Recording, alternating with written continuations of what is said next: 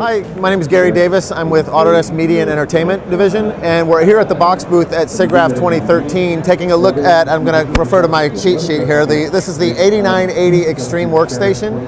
This particular machine is equipped with two GPUs. That's the Quadro K5000 as well as the Tesla K20C, but collectively those two boards make up what's called the Maximus board set.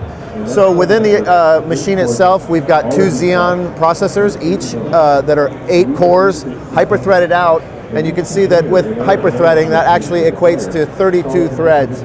So we've got a heck of a lot of horsepower both for CPU rendering as well as GPU rendering within the machine. And I'm going to here just kind of elaborate a little bit on what we can do in a typical work environment.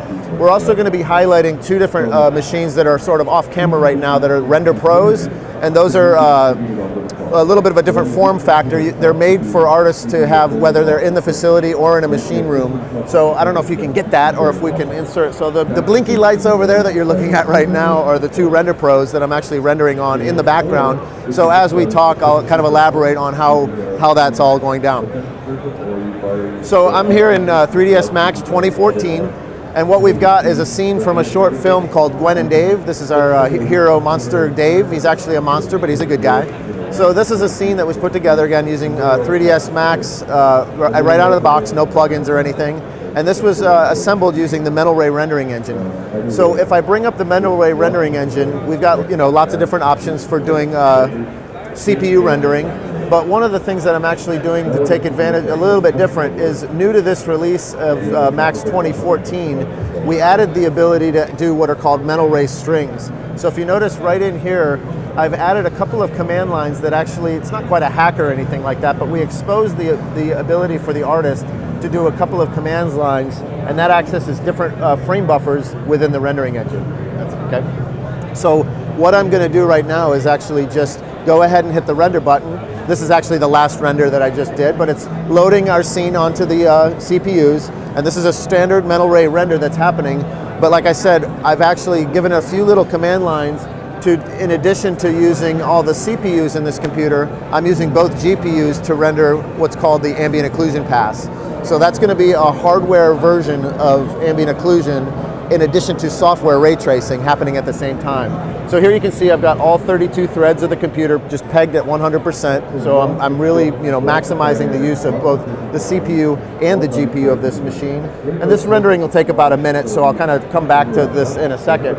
Meanwhile, over here what we've got are two remote desktops. And here you can see I'm moving around the desktop of one computer, and over here is another second computer. It's doing the exact same task, so we've got multiple machines all pegged out at 100%. You can see here, as it loads a new frame, all 32 cores of our render node are getting maxed out at 100%. So here we're rendering out all these passes over on the render farm in the background, and that allows the artist to sort of offload all the tasks of the brute force render number crunching, and allows me to sit as an artist back on the workstation and do more digital content creation.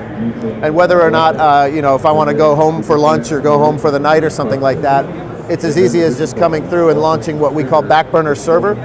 And I can just come through and run this server application. And now this machine is going to just connect to the manager and connect to the entire Backburner render farm, and 3ds Max will start rendering on this machine as well. So now I've really tasked every single computer in this booth to do Mental Ray rendering both in hardware and in GPU on the software.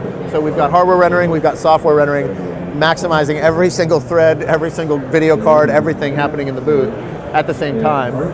And then, so our render's finished, and back to the action over here, we got our beauty pass that was done on the Mental Ray software ray tracing, and we've got all of our render passes like velocity, and I did something like a material ID in our Z-depth. Those are pretty straightforward render passes. But then here you can notice I've got a GPU-based ambient occlusion. So that was done on the video card. And again, just to kind of reiterate, we did straightforward Mental Ray rendering on the GPU as well as the CPU. So that's a little bit of a new feature that we can access with the Mental Ray string options in Max 2014. So just having some fun at SIGGRAPH, lots of rendering going on, lots of machines with blinky lights going at the BOXX booth, and thanks for your time.